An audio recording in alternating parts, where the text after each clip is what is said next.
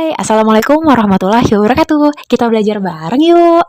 Kenalin, aku Astri, mahasiswa kedokteran yang lagi koas di Rumah Sakit Abdul Muluk. Aku mau ngajak teman-teman nge-review bareng, belajar bareng tentang anatomi hidung. Dari bagian luar, rongga di dalam hidungnya, kafum nasi, kemudian kita bakal bahas sinus paranasal, dan kompleks osteomiatal atau disebut KOM, vaskularisasi, dan inervasinya. Tonton video ini sampai habis ya, semoga bermanfaat. Oke, bismillahirrahmanirrahim. Kita mulai dari bagian luar ya teman-teman. Nah, di bagian luar ini ada yang pangkal hidung nih bagian luar namanya radix. Kemudian ini batangnya atau punggungnya itu ada namanya dorsum. Nah, puncaknya ini apex. Kemudian ini sayap-sayap hidung disebut dengan ala nasi. Ala nasi. Kemudian di sini ada nares dan di sini ada septum nasi. Septum nasi ini yang membagi antara hidung kanan dan kiri. Udah jelas? Nah, dari depan ini ya, jadi terdiri dari 3 tulang rawan ya teman-teman. Yang pertama cartilago nasi lateralis. Jadi cartilago ini kan tulang rawan yang warna biru. Nasi itu kan nasi lateral. Di sini lateral kanan lateral ya. Kemudian yang kedua ada cartilago alaris mayor di sini, yang bawah ini. Kan di sini ala nasi kan, makanya disebut alaris mayor. Kemudian yang ada yang bagian kecil ini cartilago alaris minoris. Minores gitu. Ada banyak penyebutannya ya. Yang jelas ada 3 ini, 1, 2, 3, ada 3 jenis ini. Bisa aku ulangin lagi ya. Di sini ada cartilago nasi lateralis, kemudian cartilago alaris major, kemudian di sini ada cartilago alaris nih, ada banyak minores. Oke, jelas. Next, kita bakal ngebahas tentang kafum nasi. Nah, teman-teman bisa bayangin dulu nih, hidung kita kan segitiga kayak gini ya. Ini kan kelihatannya segitiga gini. Nah, ada 2 lubang ya, kanan kiri, di mana dibatasi sama septum nasi. Jika kita berpikir hidung ini suatu ruangan, maka kita akan dapat gambaran bahwa di sini ada atapnya, ada lantainya, ada dinding bagian dalam yang dinding medialnya, dinding lateral, dan ada bagian yang depannya dan belakangnya. Nah, jadi ada 6 sisi ya teman-teman di ruangan ini, di rongga hidung, di kafum nasi ada 6 sisi. Kita akan ngebahas sisi-sisinya. Kita mulai dari bagian depan dulu ya. Jadi yang membatasi batas depannya itu apa sih? Di sisi depan itu ada apa? Nah, kita itu kafum nasi ini akan berbatasan dengan apparatus nasalis anterior di sini. Itu adalah garis hayal. Atau juga bisa disebut dengan kita berbatasan dengan limen nasi. Nah, di sini kita berbatasan dengan vestibulum nasi. Di sini lebih tepatnya limen nasinya. Jadi vestibulum nasi ini itu tuh bukan suatu bagian dari kafum nasi ya teman-teman, karena ini batasnya. Lalu apalagi nih kita ngomongin batas belakang. Di batas belakang itu ada yang namanya koana. Ada yang namanya koana di sekitar sini. Nah, lebih jelasnya ini koana nih. Nih, batasnya adalah koana. Atau yang disebut juga dengan apparatus nasalis posterior. Nah, di sini. Dia itu bakal berbatasan dengan ini, dengan nasofaring. Di sini kan nasofaring, di sini orofaring, ya kan? Jadi nasofaring itu kan dibagi 3. Mungkin kita bisa bahas di ini nanti ya, anatomi tenggorokan. Nah, selanjutnya apalagi nih? Kita udah ngomongin depan, belakang kita ngomongin lantainya nih ya. Lantainya. Lantainya ini, hidung memiliki lantai yang disebut dengan palatum atau langit-langit. Kenapa kita sebutnya langit-langit? Karena kita melihatnya dari sisi lidah. Kalau bagi lidah ini kan suatu langit-langitnya ya. Kalau bagi hidung memang lantainya. Sebutannya palatum ya, palatum. Ada 2 jenis, yang di sini sama yang di sini. Ini adalah palatum dorum, ingatnya D, dorum dulu, terus yang ini mole. Nah, isinya beda. Kalau yang dorum itu tersusun dari tulang. Di sini ada tulang ox maxilla processus palatinum. Kemudian di sini ada tulang yang satunya adalah os palatinus lamina horizontalis. Ini dibagi sekatnya ini ada dibatasi samanya sutura palatina transversa. Jadi ada pembatasnya. Nah, kemudian kalau untuk yang palatum mole ini tersusun dari otot-otot jaringan ikat. Nah, ini sini itu yang disebut dengan bisa juga disebut dengan verum palatinum. Oke, kita udah ngomongin ini. Sekarang kita ngomongin atasnya ya. Atap. Di atap nih kita ketemu apa aja sih? Di atap ini ketemu dengan tulang-tulang nih ya. Nih, pertama di sini itu ada yang namanya os nasal. Di sini os nasal. Nih kalau misalnya mau lihat di gambar sini nih, ini os nasal kan. Di dalam sini nih ada os nasal. Kemudian apalagi? Os nasal ada 4 ya. Os nasal, kemudian os frontal, kemudian ada os etmoidal sama os sphenoidal, ada 4 itu, ingat nasalis, os nasal, os frontal, os ethmoid, os sphenoidal. Selesai. Sekarang kita setelah ngomongin atap, kita ngomongin apa lagi nih? Dinding medialnya dulu. Nah, dinding medialnya tuh ada apa aja sih? Itu tersusun dari tulang. Apa aja nih tulangnya? Nah, pertama ini kan medial ya, di tengah sini, di sini dinding sini. Ini yang disebut dengan os apa, teman-teman? Ini os ethmoidal lamina perpendicularis. Kemudian yang di sini, yang di sini itu namanya vomer. Selanjutnya di sini ada lagi di sini mendinding yang di sini itu tersusun dari cartilago septum nasi beserta processus posteriornya. Jadi ada tiga tulang yang menyusun dari dinding medial. Nah, terus kalau untuk medial yang lateral, jadi yang di bagian lateralnya nih, di bagian lateral situ kelihatan. Nah, itu tersusun dari 3 konka. Ada konka superior. Nih, ada yang disebut konka superior. Nih, ada yang disebut konka superior. Aku ganti warna dulu kayaknya ya. Nah, superior, kemudian kita medial, dan inferior. Ada 3 konka ini. Di mana setiap bagian di bawah konka ini disebut dengan meatus. Meatus itu jadi ada 3. Ada meatus yang di bawah sini, di bawah konka superior tersebut meatus superior, meatus inferior, dan meatus inferior, medial inferior.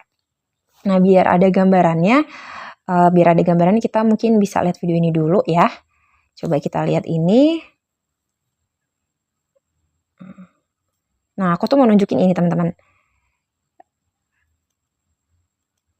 Nah, di sini nih, kalau misalnya aku pause ya. Nih, kalau misalnya kita lihat di sini. Nah, ini kan. Terus nih ya, ini yang hidung ya, telinga, hidung kiri. Nah, aku screenshot. Nah, di bagian ini tadi kan ini yang dinding apa? Ingat, dinding medial, ini dinding lateral. Di dinding turbunet ini sama aja konka ya. Di sini di atas sini itu ada konka superior, terus di sini ada yang medial, yang di sini inferior. Nah, di bawahnya ini, ada namanya meatus. Meatus yang di bawah inferior, meatus superior, dan meatus superior. Inferior, medial, superior gitu. Terus di sini ada yang vestibulum nasal. Oke, jelas ya. Kita balik aja. Discharge. Oke. Udah tahu. Nah, terus ada satu lagi struktur yang di atas sini. Jadi tadi kan ini di atasnya lagi, di atas meatus superior itu di sini ada yang namanya celah sempit atau recessus sphenoid susah banget ngomongnya, sphenoid ethmoidalis. Nah, ini tuh tempat nih yang di sini itu adalah tempat utama serabut olfaktorius untuk penciuman. Oke, sekarang udah ngerti ya teman-teman, di bagian kafum nasinya udah jelas banget mana dinding depan, belakang, terus lateral, samping, atas, bawah. Clear? Sekarang kita next ke pembahasan yang ketiga, sinus paranasal. Jadi sinus itu adalah rongga yang berada di kepala kita yang di sekitar hidung. Dia itu fungsinya ada sinus-sinus ini nih, rongga-rongga ini itu untuk pengaturan kondisi udara, untuk mengatur kondisi udara, untuk penahanan suhu, untuk membantu keseimbangan kepala, untuk membantu resonansi suara. Jadi fonasi gitu yang memberikan warna suara. Jadi kalau ada suara bindeng itu kemungkinan ada suatu bermasalah di maksilanya. Sama untuk itu juga peredaman perubahan tekanan udara, itu ngeredam sama membantu produksi mukus. Nah, ada 4 tipe sinus di kita. Jadi ada 4 pasang dan itu ada 4 tipenya. Yang pertama yang besar ini, yang di pipi kita ini, bisa kalian di tulang-tulang zigoma ini kalian bisa ngerasain di situ. Itu ada namanya tulang ada sinus maxillaris. Kemudian yang di dahi kita ini frontalis. Kemudian di bagian lateral hidung, itu sinus ethmoidalis, disebut juga dengan selula. Selula karena kecil-kecil, jadi ada selula media, selula anterior, selula posterior di sini karena kecil-kecil ya di sini. Nah, kita lihat nih yang ethmoidal, nih ethmoid di bagian ininya ya, lateral hidungnya. Oke. Kemudian yang keempat ada yang sinus sphenoidalis itu ada di kafum nasi di sini. Kalau misalnya di atas kafum nasi nih. sphenoid ya, sphenoidalis di sini. Jadi kalau misalnya kalau lihat dari depan sih nggak kelihatan ya, kalau dari belakang baru kita tahu di dalam sini ada. Nah, terus normalnya sinus ini tuh aliran sekret yang normal di sini kan dia ngasilin mukus ya, atau juga untuk aliran udara itu tuh normalnya itu dia akan dialirin melalui ostium. Di sini kan ostium. Nah, di sini tuh bakal jalan terus udara gitu kan harus kosong. Nah, itu bakal melalui ostium. Kemudian nanti bakal mengarah ke posterior ke nasofaring yang bakal akhirnya ke traktus gastrointestinal kalau berupa sekret. Jadi tuh di sini tuh kalau misalnya ada sekret, normalnya tuh dia bakal jalan terus masuk ke ostium. Di sini maksud ostium, lalu bakal masuk ke tadi posterior nasofaring dan akhirnya ke gastrointestinal. Aku mau teman-teman nonton ini. Nah, yang ini. Nah, ini kan tadi udah aku jelasin ya. Di sini ada sinus nih frontal yang atas. Kita cepetin aja, bentar. Tuh, di sini ada yang sinus ethmoid. Nah, di sini ada yang sphenoid. Nah, terus misalnya kita potong, makanya gambarnya kayak gini. Nah, nih lihat. Udara itu kan ngalir ya, muter lewat ostium di sini, lewat sini. Nah, bakal masuk ke posterior di sini. Bakal masuk ke posterior. Nah, masuk ke dalam situ kan, ke bawah. Nah, normal tuh kayak gini. Tapi nanti kalau terjadi sinusitis itu bakal terjadi peradangan. Nah, jadi kan sinus-sinus ini tuh terbungkus sama mukus. Tulang-tulang sinus ini, kompleks-kompleks ini, itu tuh terbungkus sama mukus. Kalau terjadi peradangan, itu nanti rongga yang udah sempit ini makin sempit. Sehingga fungsi ventilasi tadi udara sama drainase cairannya itu terganggu. Kalau terjadi berkelanjutan, maka akan terjadi penumpukan lendir kayak gini nih, bakal numpuk lendirnya dan tidak bisa keluar. Lama-lama dia bakal membuat nambah berat gitu radangnya, sehingga perlu dilakuin untuk peradangan dari dari radang ini. Nah, kondisi ini yang disebut dengan rhinosinusitis. Ini untuk opsional aja ya, tambahan pengetahuan. Nah, di sini tuh lihat.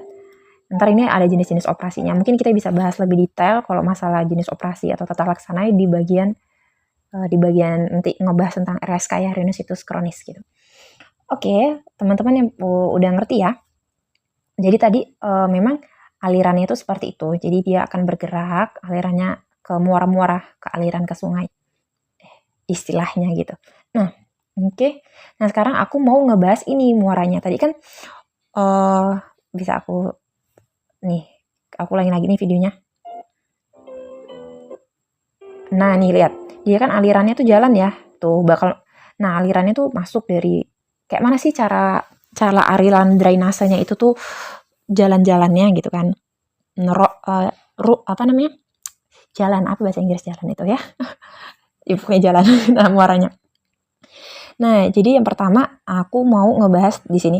Kalau di sini kan ada sinus. Nih, kita bakal ngebahas yang ini nih ya. Sinus sphenoidalis. Nah, ini kalau yang sinus sphenoidalis ini bakal jalannya ke sini dia. Jadi recessus sphenoidalis ini merupakan muara dari sinus sphenoidalis. Dia bakal masuk ke sini melalui apertura sinus sphenoidalis. Selanjutnya, kemudian meatus septum nasi ini tadi kan gini ya, si sinus ethmoidalis itu kan terdiri dari selula anterior, medial, sama yang posterior. Nah, kalau yang posterior itu bakal bermuara ke meatus nasi superior. Dia bakal bermuara ke meatus nasi superior. Jadi di bawah sini. Sinus ethmoid kan tadi kamu ingat gini. Harus apa ya sinus ethmoid ini kan di sini.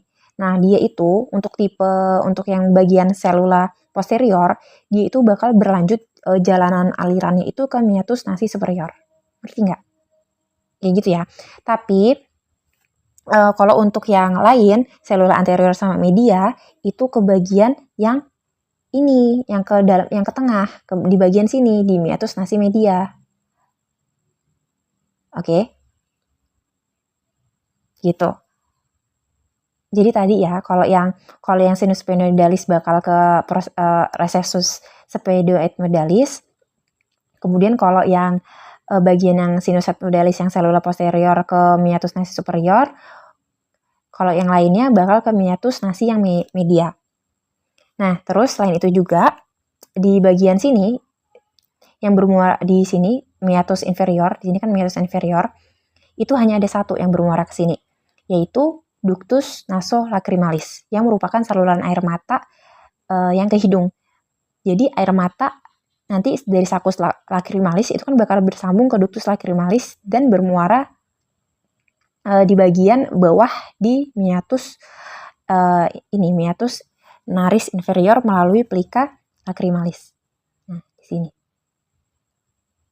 Jadi sehingga itu yang menjadi alasan mengapa saat kita menangis kita juga beringus karena airnya tuh jatuh ke hidung, bakal dari atas bermuaranya ke lewat hidung.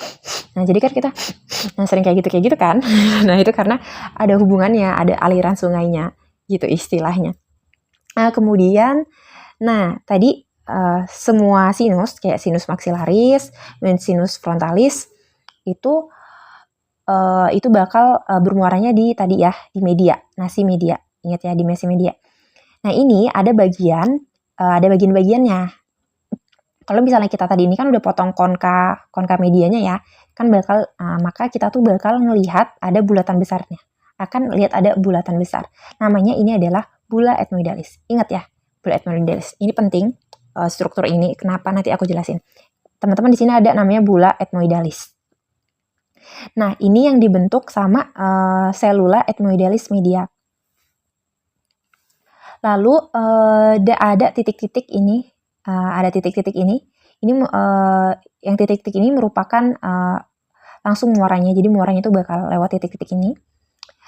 Kemudian di selula media tadi ya, itu tuh bakal selula media akan bermuara di ini bulla ethmoidal, akan bermuara di ethmoidal. Terus di antara bulla ethmoidal sama processus di sini ada namanya processus unicatus ini ada atau seperti celah ini. Nah, di sini di antara ini sama ini itu ada yang disebut strukturnya namanya hiatus seminularis. Nah, jadi karena seperti setengah bulan makanya disebut hiatus semilunar. Lunar kan bulan ya, semilunaris. Kemudian di sini ada lagi yang namanya di sini infundibulum ethmoidal. Di sini yang di atasnya sini itu ada infundibulum ethmoidal. Kemudian di bawahnya yang di tengah ini, di tengah hiatus semilunar itu ada infundibulum maxilla. Nah, di situ. Terus tadi kalau sinus yang frontalis, sinus frontalis itu bakal bermuaranya juga ke hiatus seminaris. Jadi itu ini tuh suatu hal yang penting banget ya, karena kan banyak banget ya bakal sinus-sinus tuh melewati sini semua kan, bermuara di sini. Makanya kalau di sininya bermasalah, bakal terjadi tadi rhinosinusitis. Nah, itulah yang disebut dengan kompleks osteomiatal nih di sini, teman-teman bisa lihat di sini. Nah, di sini. Di tempat tadi. Nah, itu tuh terdiri dari apa aja sih tadi? Infundibulum, ada bulla ethmoid, semilunar hiatus, processus, terus nih di sini ya. Itu bakal terjadi. Kebayang ya teman-teman di sini tadi. Nah, kalau misalnya terjadi peradangan, terjadi sumbatan di situ yang nyebabin ini. Tuh di sebagian sini. Itu kalau aku lagi sering ditanyain sama dokter spesialis THT, kompleks meatum tuh kompleks osteomiatal tuh terdiri dari apa aja deh, kayak gitu kan sering nanya. Jadi bisa dijawab dari ada proses uncinatus, infundibulum ethmoid, hiatus seminularis, bulla, terus recessus frontal. Oke, jelas ya teman-teman. Alhamdulillah. Sekarang kita lanjut. Ini bentar kok, ini vaskularisasi. Jadi vaskularisasi itu kan ini di sini ya, aku bagi di sini ada yang anterior, di sini anterior dan di sini posterior. Nah, di anterior itu di sini ada namanya ini yang paling penting kan, ada processus, ada Kisselbach plexus. Kalau misalnya kita ada pendarahan di sini, itu bisa nyebabin itu apa namanya epitaksis anterior. Itu terdiri dari apa aja sih gitu kan tulang-tulangnya itu sebenarnya. Coba aku warnain ya. Warna ungu. Nah, nih. Itu yang pertama ada arteri ethmoidalis anterior nih. Itu ini nama lainnya ya. Kemudian ada arteri posterior di sini. Ini bisa lihat di sini. Oh, di sini. Ini di sini. Nah, terus di sini.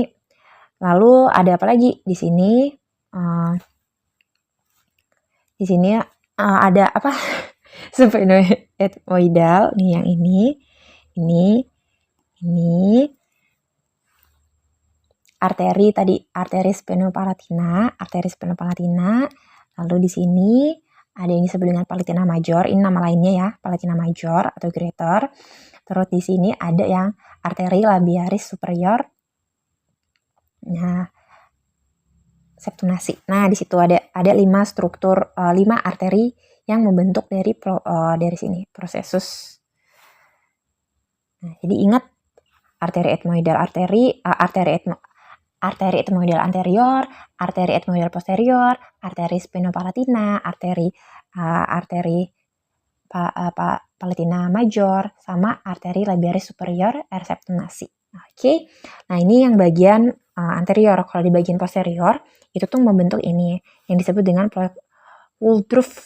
plexus Woodruff. Nah, itu cuma 2. Cuma arteri ethmoidalis posterior sama arteri sphenopalatina ini. Ini bagian belakang sini sama bagian sini. Oke, gampang ya, jelas. Kalau misalnya terjadi peradangan sini ya jenisnya tadinya epistasis posterior gitu. Biasanya pada orang tua, pada hipertensi kayak gitu. Nah, terus ini inervasinya. Inervasinya tuh ada yang dinding lateral sama dinding medial. Kalau yang dinding lateral ya. Bayangkan tadi mana yang lateral sama medial. Yang lateral itu ada ini. Pertama ada ethmoidalis nih, nervusnya. Nervus apa nih? Nervus ethmoidalis anterior. Terus di sini ini yang untuk penciuman, nervus olfactorius. Terus di sini ini kan maksila, nervus maxillaris. Terus di sini ini yang di sini yang di bawah palatinum major, nervus palatinum major. Terus di sini ada nervus ethmoidalis superior. Terus di sini ada nervus apa nih? Oh, ini nih, nervus ini nih. Supraorbital ini, nervus supraorbital nih. Nah, oke. Terus di sini yang di bagian dinding medial ada 3. Ada nervus olfactorius. Nih, nervus olfactorius ini kan yang di dinding medialnya ya. Terus ada ethmoidalis anterior. Ini ethmoidalis anterior. Sama ada nervus nasopalatinus. Oke, semoga bermanfaat. Diulang-ulang lagi aja. Kalau bingung bisa di chat. Sampai jumpa di video berikutnya. Wassalamualaikum warahmatullahi wabarakatuh. Bye-bye.